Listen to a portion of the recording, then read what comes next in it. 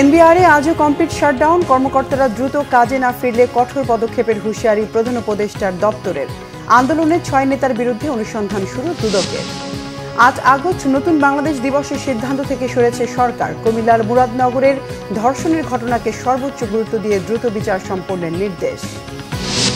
মুরাদনগরের প্রবাসীর স্ত্রীর ধর্ষক ফজর আলী ঢাকায় গ্রেফতার, মামলার তদন্তের অগ্রগতি 15 দিনের মধ্যে হাইকোর্টকে জানানো আর সোশ্যাল মিডিয়া থেকে ভিডিও সরানোর নির্দেশ। সংখ্যানুপাতিকের দাবি তুলে নির্বাচন পেছানোর ষড়যন্ত্র সহ্য করা হবে না, হুঁশিয়ারি বিএনপির। মির্জা আব্বাস বললেন, দেশের মানুষ প্রচলিত ব্যবস্থায় অভ্যস্ত। জুলাইতে জুলাই সনদ নিয়ে অনিশ্চয়তা, ক্ষুব্ধ এনসিপি। 3 আগস্ট কেন্দ্রীয় শহীদ মিনারে ইশতেহার ও ঘোষণাপত্র প্রকাশের বার্তা। দেখছিলেন ক্রাউন সিমেন্ট সংবাদ শিরোনাম। এবার বিস্তারিত সংবাদ। দাবি আদায়ে এনবিআর কর্মকর্তাদের কমপ্লিট শাটডাউন কর্মসূচির বিরুদ্ধে কঠোর অবস্থান নিয়েছে অন্তর্বর্তী সরকার। এই আন্দোলনকে পরিকল্পিত ও দুরভিসন্ধিমূলক উল্লেখ করে আন্দোলনকারীদের কর্মস্থলে ফেরার আহ্বান জানানো হয়েছে। তা না হলে জনগণ ও অর্থনীতি সুরক্ষায় কঠোর পদক্ষেপ নেওয়ার হুঁশিয়ারি দিয়ে সরকারি বিবৃতি দেওয়া হয়েছে। জিয়াউল হক সবুজের রিপোর্ট। রাজস্ব বোর্ডের সংস্কার প্রতিরোধ এবং চেয়ারম্যানের অপসারণের দাবিতে রবিবারও কমপ্লিট শাটডাউন কর্মসূচি পালন করেছে বিক্ষুব্ধ কর্মকর্তা কর্মচারীরা। দ্বিতীয় দিনের মতো চলা এই কর্মসূচির কারণে বন্ধ রয়েছে বিভিন্ন কাস্টমস হাউস, আয়কর ও ভ্যাট বিভাগের কার্যক্রম। গত 2 মাসের একটা আমাদের নিয়মতান্ত্রিক আন্দোলনের সর্বশেষ ধাপে আমরা শাটডাউন গতকালকে দিয়েছি। এটা এমন একটা ব্যবস্থা যেটা আমরা নিতে চাই না। তো দিস ইজ সামথিং যেটা আমরা বিশ্বাস করি সরকার দ্রুততার সাথে একটা আলোচনার দুয়ার খুলে আমাদের এই জনদুর্ভোগ যাতে আমাদের দ্বারা তৈরি না হয় সেটাতে সরকার একটা ব্যবস্থা নেবে বলে আশা করি। নতুন অধ্যাদেশ যেটা আমরা সংশোধিত অধ্যাদেশ তৈরি করতে চাচ্ছি সকলে মিলে, সকল স্টেক হোল্ডার মিলে, সেইটা যদি আমাদেরকে করে দেওয়া হয় তাহলে আমরা আসলে একটা প্রতিষ্ঠান সংস্কারের নামে যে একেবারে বিলোপ করে দিতে হবে এটা কোথায় বলা আছে? এটাকে রেখে সংস্কার করুক, সেটাই আমাদের প্রয়োজন। এটাকে শক্তিশালী করা হোক। সংস্কার ঐক্য পরিষদের ব্যানারে এই আন্দোলনে রাজস্ব বোর্ড বিলুপ্তি রোধ সহ বিভিন্ন দাবিতে স্লোগান দেন তারা। পরে সংবাদ সম্মেলনে চলমান অচলাবস্থা নিরসনে কর্মকর্তাদের 20 সদস্যের এক প্রতিনিধি দল বিকেলে অর্থ উপদেষ্টার সঙ্গে বৈঠকের কথা থাকলেও সেটি হয়নি। উল্টো তাদের আন্দোলনকে দুরভিসন্ধিমূলক অভিহিত করে দ্রুত কাজে ফেরার নির্দেশনা দিয়েছে অন্তর্বর্তী সরকার। এ বিষয়ে অন্তর্বর্তী সরকারের দেয়া বিবৃতিতে বলা হয়, আন্দোলনরত কর্মকর্তা কর্মচারীরা অনতিবিলম্বে কাজে যোগ না দিলে কঠোর ব্যবস্থা নেওয়া হবে। কাস্টমস, আইসিডি, বন্ড কমিশনারেট ও শুল্ক স্টেশনসমূহের সকল শ্রেণীর চাকরিকে অত্যাবশ্যকীয় সেবা ঘোষণার সিদ্ধান্ত দেওয়া হয় এই বিবৃতিতে। জিয়াউল হক সবুজ, বাংলা ভিশন, ঢাকা। এদিকে এনবিআর সংস্কার ঐক্য পরিষদের সভাপতি সহ 6 জনের বিরুদ্ধে অনুসন্ধান শুরু করেছে দুর্নীতি দমন কমিশন দুদক। তাদের বিরুদ্ধে অভিযোগ, বিগত 20 থেকে 25 বছর ধরে অবৈধ সম্পদ অর্জনের বিনিময়ে এনবিআরের এসব কর্মকর্তা বিভিন্ন ব্যক্তিকে ভ্যাট শুল্ক ফাঁকির সুযোগ করে দিয়েছেন। এদিকে এনসিপি নেত্রীর কাছে দুদক পরিচয়ে চাঁদা দাবির অভিযোগে 4 জনকে আটক করেছে সংস্থাটি। রিপোর্ট ফরুক বাবুর। জাতীয় রাজস্ব বোর্ড এনবিআরের আন্দোলনে সারা দেশ তোলপাড়। পালিত হচ্ছে কমপ্লিট শাটডাউন কর্মসূচি। পরিস্থিতি মোকাবেলায় কঠোর হুঁশিয়ারি দিয়েছে সরকার। এমন এক প্রেক্ষাপটে এনবিআর সংস্কার ঐক্য পরিষদের সভাপতি ও অতিরিক্ত কমিশনার হাসান তারেক রিকাবদার, এনবিআর সদস্য AKM বদিউল আলম সহ 6 কর্মকর্তার বিরুদ্ধে অনুসন্ধান শুরু করেছে দুদক। অবশ্য দুদকের দাবি, আন্দোলনের সাথে অনুসন্ধানের কোনো সম্পৃক্ততা নেই। দুর্নীতি, স্বজনপ্রীতি এবং অনিয়মের মাধ্যমে জ্ঞাত আয় বহির্ভূত সম্পদ অর্জনের প্রেক্ষিতে বর্ণিত 6 জন কর্মকর্তার বিরুদ্ধে অনুসন্ধানের সিদ্ধান্ত গৃহীত হয়েছে। এদিকে এনসিপি নেত্রী মাহমুদা মিতার কাছে দুদক কর্মকর্তা পরিচয়ে চাঁদা দাবি করা 4 জনকে আটক করা হয়েছে। তাদের থেকে জব্দ করা হয়েছে বিভিন্ন গণমাধ্যমের পরিচয়পত্র, ক্যামেরা, মাইক্রোফোন, 23টি সিম কার্ড সহ মোবাইল ফোন। পুলিশ সুপার পদমর্যাদার একজন পরিচালকের নেতৃত্বে 5 সদস্য বিশিষ্ট একটি অনুসন্ধান কমিটি গঠন করা হয়। তারই প্রেক্ষিতে পুলিশ, র্যাব ও অন্যান্য আইনশৃঙ্খলা রক্ষাকারী বাহিনীর সহায়তায় গত রাতে প্রতারক চক্রটিকে শনাক্ত করে চক্রের মূল হোতা মোহাম্মদ সেলিম সহ 4 জনকে গ্রেপ্তার করা হয়েছে। দুদকের নামে কেউ চাঁদা দাবি করলে 106 নম্বরে ফোন করে তথ্য দেওয়ার আহ্বান জানিয়েছেন দুদক মহাপরিচালক। ফররুখ বাবু, বাংলা ভিশন, ঢাকা। 8 আগস্ট নতুন বাংলাদেশ দিবস পালনের সিদ্ধান্ত থেকে সরে এসেছে সরকার। উপদেষ্টা পরিষদের বৈঠকে 16 জুলাই শহীদ দিবস হিসেবে পালনের সিদ্ধান্ত নেওয়া হয়েছে, আর 5 আগস্ট পালিত হবে গণ অভ্যুত্থান দিবস। এছাড়া ভুয়া ও হয়রানিমূলক মামলা এবং মামলা বাণিজ্য বন্ধে সিআরপিসি পরিবর্তনের অনুমোদন দিয়েছে উপদেষ্টা পরিষদ। আর মুরাদনগরের ধর্ষণের ঘটনা সর্বোচ্চ গুরুত্ব দিয়ে দ্রুত সময়ের মধ্যে বিচার কাজ শেষ করার নির্দেশ সরকারের। রিপোর্ট সৈয়দ আব্দুল মুহিতের।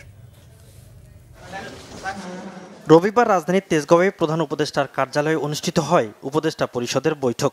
সভাপতিত্ব করেন প্রধান উপদেষ্টা ডক্টর মোহাম্মদ ইউনুস। উপদেষ্টা পরিষদ 16 জুলাই শহীদ দিবস আর 5 আগস্ট গণ অভ্যুত্থান দিবস পালনের সিদ্ধান্ত নেয়। 8 আগস্ট নতুন বাংলাদেশ দিবস পালন না করার সিদ্ধান্ত নেয় বৈঠকে। পরে ব্রিফিংয়ে আইন উপদেষ্টা ডক্টর আসিফ নজরুল জানান, কোনো প্রমাণ না থাকলে হত্যা মামলার প্রাথমিক পর্যায়ে আসামিকে অব্যাহতি দিতে পারবে আদালত। যেই সমস্ত মামলায় আপনার গ্রেফতার বাণিজ্য বা মামলা বাণিজ্য হচ্ছে, অসংখ্য লোককে আসামি করা হচ্ছে এবং যাদের বিরুদ্ধে প্রিলিমিনারি রিপোর্টে, পুলিশের প্রাথমিক রিপোর্টে কোনো রকম এভিডেন্স পাওয়া যাবে না, তাদেরকে আদালত প্রাথমিক স্টেজে, প্রি ট্রায়াল স্টেজে বিচার শুরু করার আগেই ডিসচার্জ করে দিতে পারবেন। এছাড়াও জুলাই গণঅভ্যুত্থানের মামলা পরিচালনার সহযোগিতার স্বার্থে ঢাকায় আগামী 3 বছরের জন্য জাতিসংঘের মানবাধিকার বিষয়ক অফিস করার সিদ্ধান্ত অনুমোদন দিয়েছে উপদেষ্টা পরিষদ। সিএইচআর মিশনের একটা অফিস বাংলাদেশে হবে, এই লক্ষ্যে ওনারা আলোচনা করছিলেন। তো এই আলোচনা একটা উল্লেখযোগ্য অগ্রগতি হয়েছে। আমরা যে ড্রাফট এমওইউ বা সমঝোতা স্মারক, সেটা আজকে মন্ত্রী পরিষদের সভায় নীতিগতভাবে অনুমোদিত হয়েছে। এটা অফিসটা হবে প্রাথমিকভাবে 3 বছরের জন্য। আইন উপদেষ্টা ব্রিফিংয়ে জানান, কুমিল্লার মুরাদনগরে ধর্ষণের ঘটনায় সবাইকে এরই মধ্যে গ্রেপ্তার করা হয়েছে। মুরাদনগরে যে জঘন্য আপনার ধর্ষণের ঘটনা ঘটেছে, সেটা আমরা বাংলাদেশের যে কোনো সাধারণ নাগরিকের মতো আমরা সবাই মর্মাহত, ক্ষুব্ধ। এটা আমরা সর্বোচ্চ গুরুত্ব দিয়ে এই ঘটনার বিচার করব, এটা আমরা বদ্ধপরিকর। সৈয়দ আব্দুল মুহিত, বাংলা ভিশন, ঢাকা। কুমিল্লার মুরাদনগরে প্রবাসীর স্ত্রীকে ধর্ষণ মামলার প্রধান আসামি ফজর আলী সহ 5 জনকে গ্রেফতার করেছে পুলিশ। ভোরে ঢাকার সায়দাবাদ এলাকা থেকে ফজর আলীকে গ্রেফতার করা হয়। বিষয়টি নিশ্চিত করেছেন কুমিল্লার এসপি নাজির আহমেদ খান। এর আগে ধর্ষণের পর সামাজিক মাধ্যমে ছড়িয়ে দেওয়ার অভিযোগে অনিক, সুমন, রমজান ও বাবুকে গ্রেফতার করেছে পুলিশ।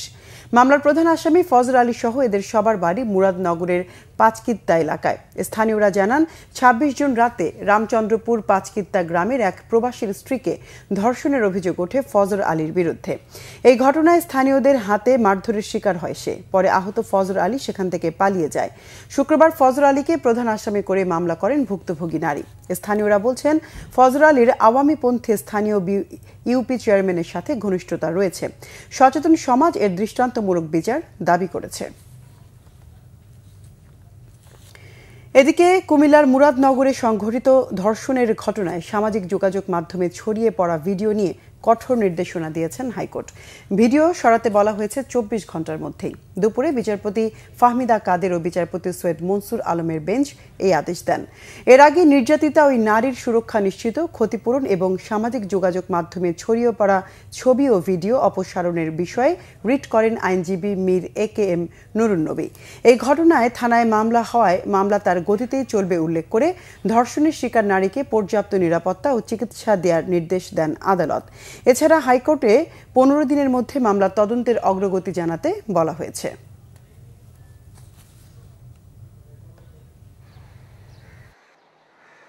অর্ডার দিয়েছেন, ওনারা বলেছেন যে ভিকটিমকে সম্পূর্ণ ধরনের নিরাপত্তা দিতে হবে, তার চিকিৎসার ব্যবস্থা করতে হবে এবং 15 দিনের ভিতরে ওনারা এই মামলার তদন্ত কি অগ্রগতি হলো সেই অগ্রগতিটা অ্যাফিডেভিট অফ কমপ্লায়েন্স হিসাবে অনারেবল হাইকোর্ট ডিভিশনে জমা দিতে হবে। এটা আবার ফার্দার অর্ডারে আসবে এবং বলেছেন যে উইদিন 24 আওয়ার্স তার যেমন সমস্ত ভিডিও এবং ফটোগ্রাফি যেগুলো সোশ্যাল মিডিয়াতে ছিল ওইগুলো ওখান থেকে উঠিয়ে নিতে হবে। বিএনপির স্থায়ী কমিটির সদস্য মির্জা আব্বাস বলেছেন, দেশের মানুষ প্রচলিত নির্বাচন ব্যবস্থায় অভ্যস্ত, তাই সংখ্যানুপাতিক নির্বাচন চেয়ে ত্রয়োদশ জাতীয় সংসদ নির্বাচন পেছানোর ষড়যন্ত্র সফল হবে না। কুমিল্লার মুরাদনগরে প্রবাসীর স্ত্রীকে ধর্ষণের ঘটনায় বিএনপি জড়িত নয় জানিয়ে বিএনপির আরেক নেতা রুহুল কবির রিজভী বলেন, বিএনপিকে নিয়ে অপপ্রচারে লিপ্ত একটি মহল। রাজধানীতে পৃথক দুই অনুষ্ঠানে এসব কথা বলেন তারা। আরও জানাচ্ছেন মোবাশ্বের আহমেদ। রবিবার সকালে রাজধানীর ডিপ্লোমা ইঞ্জিনিয়ার্স ইনস্টিটিউশনে রমনা থানা বিএনপির সদস্য সংগ্রহ কার্যক্রম উদ্বোধন করেন বিএনপির স্থায়ী কমিটির সদস্য মির্জা আব্বাস। এ সময় তিনি বলেন, দেশ যখন ঐকমত্যের ভিত্তিতে নির্বাচনের পথে হাঁটছে, তখনই নির্বাচন ইস্যুতে আবারও পরিস্থিতি ঘোলা করার চেষ্টা করা হচ্ছে। পিআর সিস্টেম না হলে নির্বাচন হতে দেওয়া হবে না, স্থানীয় সরকার আগে না হলে নির্বাচন দেওয়া হবে না, বিচার না হলে আগে নির্বাচন হতে দেওয়া হবে না। আরে ভাই, আপনাদের শুধু না বলার জন্য বলা হয়েছে নাকি? আর আমরা বিএনপি যদি বলি হবে হবে এবং হবে, হতেই হবে। সুতরাং কোন রকম কনফ্রন্টেশনে বিএনপি যেতে চায় না। আমরা 17 বছর রাজপথে যুদ্ধ করেছি, আমরা রাজপথে আর যুদ্ধ করতে চাই না। এদিকে দুপুরে পল্টনে বিএনপির কেন্দ্রীয় কার্যালয়ে সমসাময়িক বিষয়ে সংবাদ সম্মেলন করেন দলের সিনিয়র যুগ্ম মহাসচিব রুহুল কবির রিজভী। তিনি বলেন, কুমিল্লার মুরাদনগরে প্রবাসী স্ত্রীকে ধর্ষণের ঘটনার সাথে পতিত আওয়ামী লীগের সাবেক নেতা জড়িত থাকলেও দায় চাপানোর চেষ্টা হচ্ছে বিএনপির ওপর। মানে রাষ্ট্র ক্ষমতার জোরে মিডিয়াকে কবজায় নিয়ে যেভাবে অপপ্রচার চালিয়েছে, সেই অপপ্রচার এখন তারা গোপনেও তাদের টাকা দিয়ে, তাদের অস্ত্র দিয়ে তারা চালিয়ে যাচ্ছে, যার প্রমাণ হচ্ছে দেখলাম যে সেটা করেছে আওয়ামী লীগের একজন নেতা একটি হিন্দু পরিবারে গিয়ে যে অপকর্মটি করেছে, আমার মুখ দিয়ে বলতেও সেটা ঘৃণা লাগছে, সেটা আমাদের দলের নামে চাপিয়ে দেওয়ার চেষ্টা করছে। এই ধরনের ঘটনা তারা আরও বিভিন্ন জায়গায় ঘটেছে। অস্থিরতা তৈরি না করে ঐকমত্যের ভিত্তিতে গণতন্ত্রের স্বার্থে সবাইকে একসাথে কাজ করার আহ্বানও জানান বিএনপির এই নেতা। আমরা যাতে এক থাকতে পারি, এক হতে পারি। মোবাশ্বের আহমেদ, বাংলা ভিশন, ঢাকা। ফেব্রুয়ারিতে সংসদ নির্বাচন হবে বলে আশাবাদ জানিয়েছেন বিএনপির স্থায়ী কমিটির সদস্য আমির খসরু মাহমুদ চৌধুরী। সোহরাওয়ার্দী উদ্যানে ইসলামী আন্দোলনের মহাসমাবেশ থেকে আগে স্থানীয় সরকার নির্বাচনের দাবির বিষয়ে জানতে চাইলে তিনি এই মন্তব্য করেন। গুলশানে চেয়ারপারসনের কার্যালয়ে বিএনপির মহাসচিব মির্জা ফখরুল ইসলাম আলমগীরের সাথে Canadian high commissioner Ajit Singh এর সাক্ষাতের পর এ কথা বলেন আমির খসরু মাহমুদ চৌধুরী। রবিবার বিকেলে বিএনপি চেয়ারপারসনের গুলশান কার্যালয়ে কানাডিয়ান হাই কমিশনার সাক্ষাৎ করেন বিএনপি মহাসচিবের সাথে। এ সময় দলের স্থায়ী কমিটির সদস্য আমির খসরু মাহমুদ চৌধুরী ও সাংগঠনিক সম্পাদক শামা ওবায়েদ উপস্থিত ছিলেন। পরে আমির খসরু বলেন, নির্বাচন ফেব্রুয়ারিতে হবে না এরকম কোনো লক্ষণ তিনি দেখছেন না, শুধু এটাকে প্রশ্নবিদ্ধ করার দরকার নেই। আমির খসরু বলেন, যে কোনো প্রেক্ষাপটে দ্বিমত থাকবে, এটাতে কোনো অসুবিধা নেই, দ্বিমত পোষণের অধিকার সবার আছে। সারা দেশ নির্বাচনে নেমে পড়ছে, নির্বাচন কমিশন প্রস্তুতি নিচ্ছে, তৈরি আছে। তো যে বিষয়টা হয় না, এটাকে শুধু প্রশ্নবিদ্ধ করে তো কোনো লাভ নেই, তাই না? সবাই প্রস্তুতি নিচ্ছে ফেব্রুয়ারিতে, এবং দ্বিমত তো থাকবেই, যে কোনো প্রেক্ষাপটে দ্বিমত থাকবে।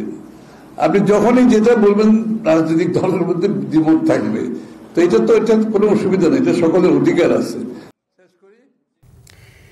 এদিকে ছাত্রদল নেতা নুরুজ্জামান জনিকে অপহরণ, গুম করে ক্রস ফায়ারে হত্যার অভিযোগে সাবের হোসেন চৌধুরী ও আসাদুজ্জামান মিয়া সহ ৬২ জনকে আসামি করে ট্রাইব্যুনালে অভিযোগ জমা দিয়েছে বিএনপি। রবিবার সকালে আন্তর্জাতিক অপরাধ ট্রাইব্যুনালে এই অভিযোগ জানান বিএনপির জাতীয় নির্বাহী কমিটির সদস্য এবং মামলা ও তথ্য সংরক্ষণ সমন্বয়ক সালাউদ্দিন খান। অভিযোগ দিয়ে গণমাধ্যমকে তিনি বলেন, ২০১৫ সালে জনি জেলখানায় যায় এক বন্ধুকে দেখতে, সেখান থেকে তাকে অপহরণ করা হয়, পরে গুম করে রেখে ২ দিন পর ১৬টি গুলি করে ক্রসফায়ার করে হত্যা করা হয়। বাদী এখনো পর্যন্ত এ মামলা সুরাহা করতে পারেনি। দ্রুত ন্যায় বিচার পাবেন বলে আশা তাদের। বিএনপির কমিশনার আসাদুজ্জামান মিয়া এবং ওই খিলগা জোনের উপকমিশনার, যিনি পরবর্তীতে অতিরিক্ত আইজিপি হয়েছিলেন, কৃষ্ণপদ পাল রায়, এই নারা 2 জন মিলে এবং অন্যান্য আসামিরা টোটাল ৬২ জন আসামি সম্মিলিতভাবে অংশগ্রহণ করে একে একে তার শরীরে 16টি গুলি করে নির্মমভাবে তাকে হত্যা করা হয়। বেশিরভাগ দল চাইলেও সাংবিধানিক ও সংবিধিবদ্ধ সংস্থার নিয়োগ কমিটির পক্ষে নয় বিএনপি। এর পরিবর্তে আগের আইনে সংস্কার করে স্বচ্ছতা ও জবাবদিহিতা নিশ্চয়তা চায় দলটি। তবে জাতীয় ঐকমত্য কমিশনের বৈঠকে দ্বিকক্ষ বিশিষ্ট পার্লামেন্টের বিষয়ে একমত বিএনপি। এদিকে জাতীয় নাগরিক পার্টি এনসিপির অভিযোগ, বিএনপি সহ দু একটি দলের কারণে আটকে আছে জুলাই অভ্যুত্থানে জন আকাঙ্ক্ষার সংস্কার। রিপোর্ট শুভ মাহফুজের। রাজধানীর ফরেন সার্ভিস একাডেমিতে জাতীয় ঐকমত্য কমিশনের সঙ্গে রবিবারও রাজনৈতিক দলগুলোর দ্বিতীয় পর্যায়ের সপ্তম দিনের আলোচনা হয়। এদিনও আলোচনা হয় সাংবিধানিক ও সংবিধিবদ্ধ প্রতিষ্ঠানের নিয়োগ কমিটি নিয়ে। এর সাথে যুক্ত হয় দ্বিকক্ষ বিশিষ্ট সংসদ। দিনের শুরুতে হতাশা নিয়ে কমিশনের সহসভাপতি আলী রিয়াজ বলেন, ঐকমত্য গঠনে আশাব্যঞ্জক অগ্রগতি হয়নি। রাষ্ট্রকাঠামো গঠনে সবার দায়িত্ব পালনই জুলাই শহীদদের প্রতি শ্রদ্ধা জানানোর একমাত্র উপায়। আমরা আশা করেছিলাম আবু সাঈদের শাহাদাত বার্ষিকীতেই আমরা সকলে মিলে এই সনদে স্বাক্ষর করতে পারবো। সেটা কতটা সম্ভব হবে সেটা আপনাদের উপর নির্ভর করে। আমরা খানিকটা শঙ্কিত যে সেই জায়গায় আমরা যাব না। তবে এটা আমি বলতে পারি যে আমাদেরকে অবশ্যই জুলাই মাসের মধ্যেই এই প্রক্রিয়ার একটা পরিণতির দিকে যেতে হবে। সপ্তম দিনের আলোচনায় সাংবিধানিক ও সংবিধিবদ্ধ সংস্থার নিয়োগের বিষয়ে আগের অবস্থানে অটল থাকলেও দ্বিকক্ষ বিশিষ্ট পার্লামেন্টে একমত বিএনপি। এই বিষয়ে আমাদের বক্তব্য আগের মতোই। সমস্ত সংস্থাগুলোর স্ব আইন যেগুলো আছে তার মধ্যে আমরা সংশোধনী আনি এবং সেই আইনগুলোতে সংস্কার করে আরও স্বচ্ছতা, জবাবদিহিতা আমরা নিশ্চয়তা বিধান করি এবং সেই গঠন প্রক্রিয়াটা আরও শক্তিশালী করি। তবে জামায়াতে ইসলামী, এনসিপি সহ অন্যান্য দলগুলো বলছে, প্রধানমন্ত্রীর হাতে যাতে ক্ষমতা কুক্ষিগত না হয় সেজন্য সাংবিধানিক নিয়োগ কমিটির পক্ষে তারা। অধিকাংশ দল আমরা একমত হয়েছি যে আজকে সাংবিধানিক পদগুলোতে বিধিবদ্ধ পদের নিয়োগটাকে অতি অবশ্যই প্রধানমন্ত্রীর প্রশাসনিক হস্তক্ষেপের বাইরে, তার নির্বাহী ক্ষমতার বাইরে তার নিয়োগের ব্যাপারে কমিটি করা দরকার। কেউ কেউ এটাকে ভুল বুঝে এটা বলতে চাচ্ছিলেন যে এরকম একটা কমিটি থাকলে প্রধানমন্ত্রীর হাত পা বেঁধে দেওয়া হবে। আসলে এর সাথে প্রধানমন্ত্রীর হাতও জড়িত নাই, পাও জড়িত নাই, এবং এতে করে প্রধানমন্ত্রীর হস্তক্ষেপ করার সুযোগটা ছিল বেশি। আমরা অতীতেও দেখেছি সার্চ কমিটি হয়তো প্রধানমন্ত্রী থেকে একটা গোপনে লিস্ট পাঠিয়ে দেওয়া হতো। এটা রোধ করা খুব জরুরি। বড় এক দুইটা দল এবং আরও তার সাথে যারা অ্যাসোসিয়েশন আছেন তারা ছাড়া বাকিরা সবাই একমত হয়েছে। তাই কমিশনের পক্ষ থেকে প্রস্তাব করা হয়েছে আজকে যে আপনারা আরেকবার ভেবে দেখতে পারেন কিনা জাতীয় স্বার্থে সংবিধিবদ্ধ প্রতিষ্ঠানগুলোতে তাদের ইচ্ছা মতো, মর্জি মতো দলান্ত ব্যক্তিদেরকে নিয়োগ দেবে, তাদের মতো করে সেই প্রতিষ্ঠানগুলোকে ব্যবহার করবে, বিরোধী মতকে দমন করবে এবং বাংলাদেশে সরকারের জবাবদিহিতার জায়গাকে নিশ্চিত হতে দেবে না। এমন পরিস্থিতি বাংলাদেশে যারা তৈরি করতে চাচ্ছে তাদের সঙ্গে বাংলাদেশের আপামর জনতার কোনো সংযোগ নেই। তাদের সঙ্গে আপামর জনতা কোনোভাবেই একাত্ম হতে পারে না। এ নিয়ে আরেকটি দিন সংস্কার আলোচনায় সিদ্ধান্তহীনতায় কাটল। সংস্কার নিয়ে সব দল আন্তরিকতার কথা বললেও বাস্তবতা ভিন্ন। এখন পর্যন্ত কমিশনের বেশিরভাগ সিদ্ধান্তে ঐকমত্যে আসতে পারেনি কেউই। শুভ মাহফুজ, বাংলা ভিশন, ঢাকা। জুলাই গণ অভ্যুত্থানের বর্ষপূর্তি উপলক্ষে ৩৬ দিনের কর্মসূচি ঘোষণা করেছে জাতীয় নাগরিক পার্টি এনসিপি। দলটির আহ্বায়ক নাহিদ ইসলাম বলেছেন, জুলাই ঘোষণাপত্র প্রকাশে অন্তর্বর্তী সরকার ব্যর্থ হয়েছে। এই কারণে আগামী ৩রা আগস্ট কেন্দ্রীয় শহীদ মিনারে ছাত্র জনতার উপস্থিতিতে জুলাইয়ের ইশতেহার ও ঘোষণাপত্র প্রকাশের সিদ্ধান্ত নিয়েছে এনসিপি। রিপোর্ট ফরুক বাবর। জুলাই গণ অভ্যুত্থানের সূচনা দিন ১ জুলাই থেকে দেশ গড়তে পদযাত্রা করবে এনসিপি। শহীদ আবু সাঈদের কবর জিয়ারতের মধ্য দিয়ে দেশের প্রতিটি জেলায় পদযাত্রার কর্মসূচি নিয়েছে দলটি। জুলাই বিপ্লবের বছর পূর্তি উপলক্ষে এনসিপির কেন্দ্রীয় কার্যালয়ে মাসব্যাপী কর্মসূচি পালনের তথ্য জানাতে সংবাদ সম্মেলনের আয়োজন করা হয়। দলটির আহ্বায়ক নাহিদ ইসলাম জানান, ১ জুলাই থেকে দেশ গড়তে সারা দেশে জুলাই পদযাত্রা শুরু হবে। তারা ১৬ জুলাই বৈষম্য বিরোধী শহীদ দিবস পালন করবে। জুলাই ঘোষণাপত্র দিতে সরকারের ব্যর্থতা সামনে এনে দলের আহ্বায়ক নাহিদ ইসলাম জানান, শেখ হাসিনার পদত্যাগের এক দফার ঘোষণার দিন ৩রা আগস্ট কেন্দ্রীয় শহীদ মিনারে জুলাই বিপ্লবের ঘোষণাপত্র ও ইশতেহার পাঠ করা হবে, আর ৫ আগস্ট উদযাপন করবে ছাত্র জনতার মুক্তি দিবস। সরকার যেহেতু ব্যর্থ হয়েছে, আমরা কারো উপর নির্ভরশীল নই। এই জুলাই ঘোষণাপত্র দাবিটি আমাদের পক্ষ থেকেই উঠেছিল, সেই সময় বৈষম্যবিরোধী ছাত্র আন্দোলন এবং জাতীয় নাগরিক কমিটির পক্ষ থেকে উঠেছিল। অর্থাৎ অভ্যুত্থানকারী যেই ছাত্র জনতা আমাদের সাথে যুক্ত হয়েছিল, তাদের যে নেতৃত্ব, আমরা মনে করি এটা তাদেরই দায়িত্ব। যদি সরকার বা যে কোনো রাজনৈতিক দল সেটা যদি সম্মত না হয়, এটি অবশ্যই আমাদের দায়িত্ব এই ঘোষণাপত্রটি জনগণের উদ্দেশ্যে, জনগণকে সাথে নিয়ে একটি ঘোষণাপত্র রচনা করা। এদিকে জাতীয় নির্বাচনের আগে গণহত্যার আসামিদের বিচারের রোডম্যাপ প্রকাশের দাবি জানিয়েছেন নাহিদ ইসলাম। বলেন, পরবর্তী সরকার বিচার প্রক্রিয়া কিভাবে চালাবে তার পরিষ্কার বার্তা থাকতে হবে। এই বিচার কতদিনে শেষ হবে, কোন প্রক্রিয়া শেষ হবে, এবং পরবর্তীতে যারাই সরকারে থাকবে এই বিচার শেষ করতে তারা দায়বদ্ধ থাকবে, এরকম কমিটমেন্ট লাগবে। জুলাই সনদেও যে বিচারের রোডম্যাপের বিষয়টি, সেটিও আসলে থাকতে হবে। এই দাবি কিন্তু আমরা বলে আসছি। ফররুখ বাবু, বাংলা ভিশন, ঢাকা। বিগত সংসদে থাকা গার্মেন্টস মালিকরা সুবিধা হাতিয়েছেন বলেছেন সিপিডির সম্মানীয় ফেলো ডক্টর দেবপ্রিয় ভট্টাচার্য। আওয়ামী লীগ সরকারের আমলের সংসদকে আজে বাজে সংসদ বলে মন্তব্য করেন তিনি। তার মতে এসএমই খাতের অযত্ন, অবহেলা ও অবজ্ঞা জাতির ক্ষতির কারণ হয়ে দাঁড়িয়েছে। এদিকে বাংলাদেশ বিনিয়োগ উন্নয়ন কর্তৃপক্ষ বিডার নির্বাহী চেয়ারম্যান চৌধুরী আশিক মাহমুদ বিন হারুন বলেন, শুধু সস্তা শ্রম দিয়ে বিদেশি বিনিয়োগ আনা যাবে না, এর জন্য দরকার ব্যবসা সহজীকরণ ও বন্দর সমস্যার সমাধান। গোলাম মঈনুল আহসানের রিপোর্ট।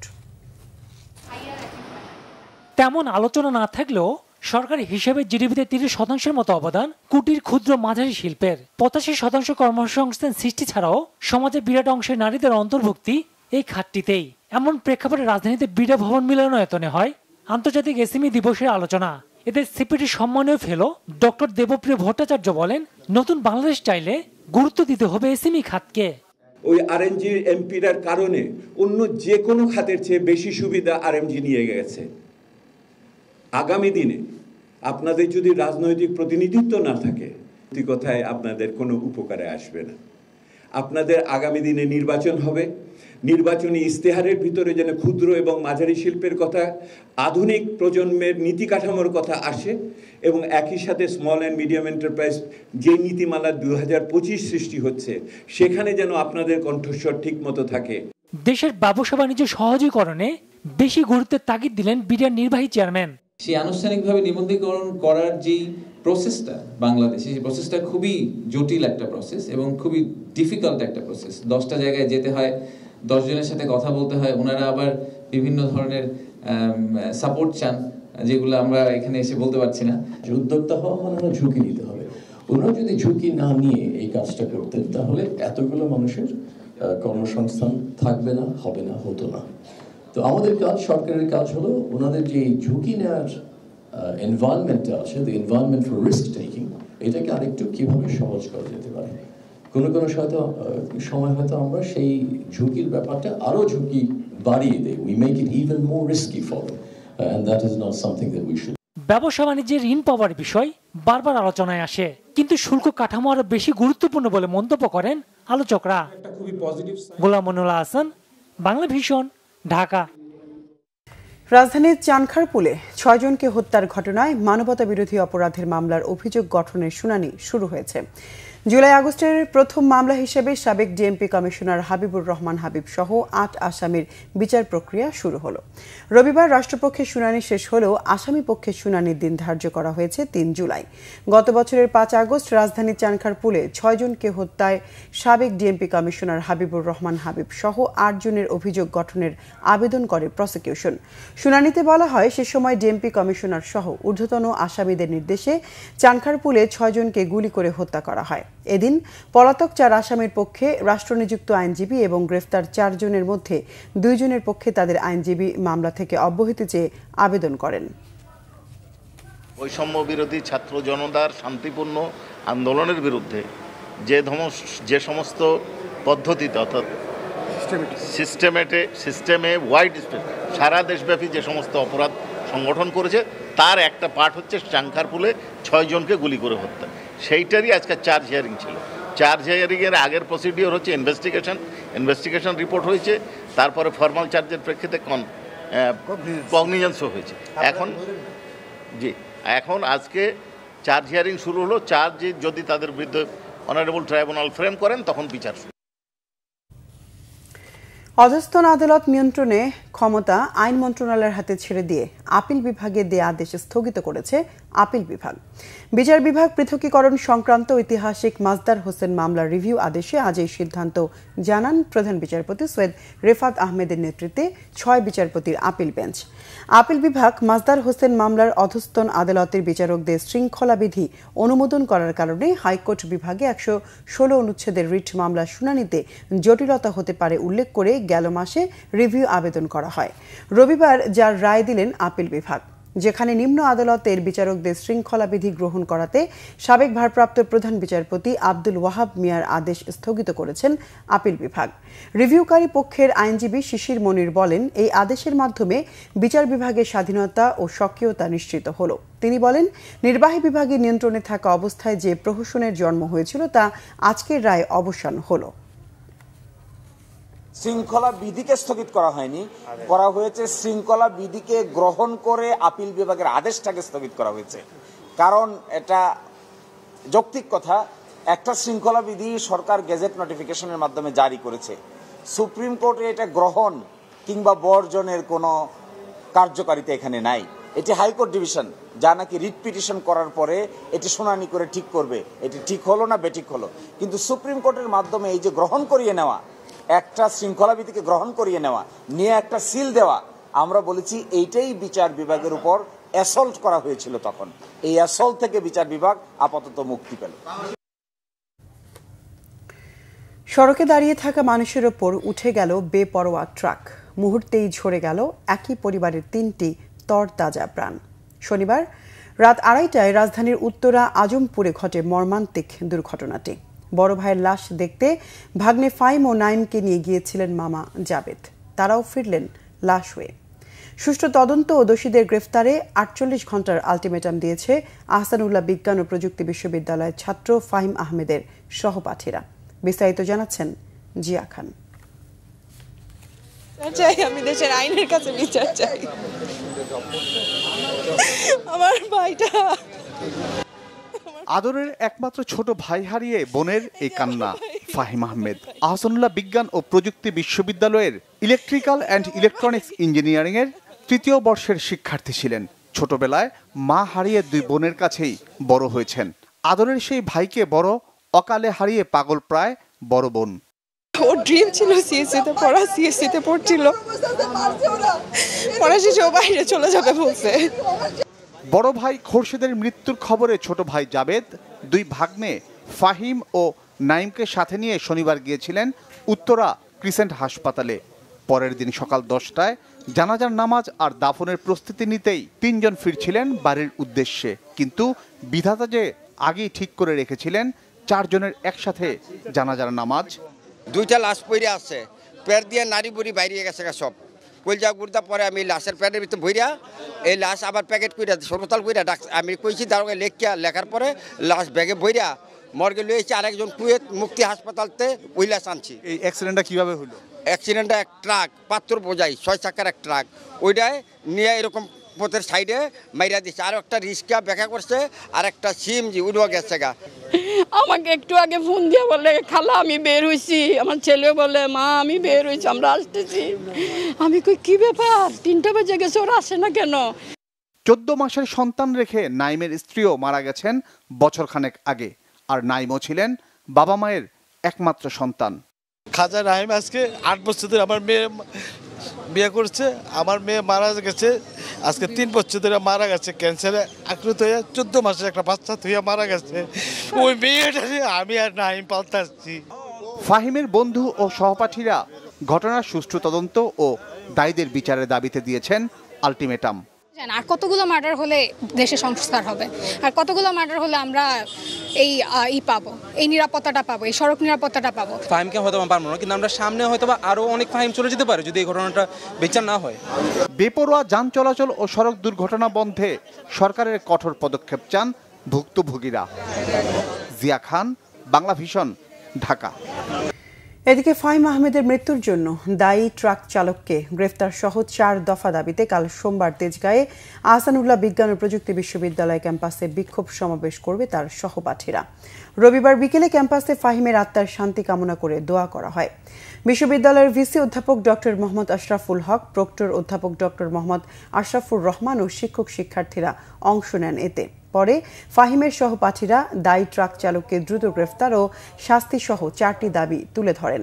দাবি আদায়ে বিক্ষোভ সমাবেশের কর্মসূচি ঘোষণা করা হয়। লক্ষ্মীপুরের চন্দ্রগঞ্জের গ্রামের বাড়িতে পারিবারিক গোরস্থানে ফাহিমকে দাফন করা হবে বলে তার সহপাঠীরা জানিয়েছেন।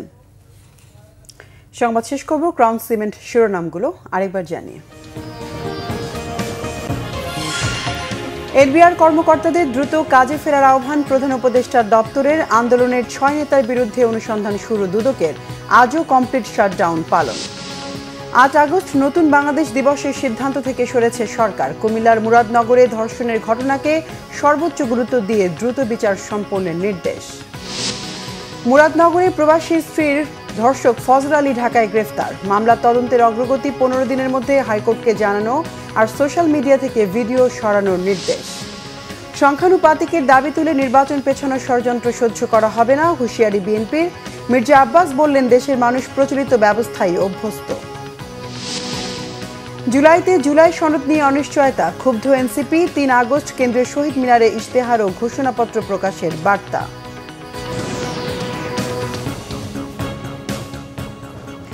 দর্শক, এ ছিল এখনকার মতো। পরের সংবাদ রাত 10:30। এর আগে 9টায় রয়েছে নিউজ 20। দেখার আমন্ত্রণ রইল। এছাড়া বাংলা ভিশন সংবাদ ও সংবাদ সংশ্লিষ্ট অনুষ্ঠান দেখতে ভিজিট করুন www.bvnews24.com ও facebook.com/banglavishnnews এবং সাবস্ক্রাইব করুন youtube.com/banglavishnnews। এতক্ষণ সঙ্গে থাকায় ধন্যবাদ সবাইকে।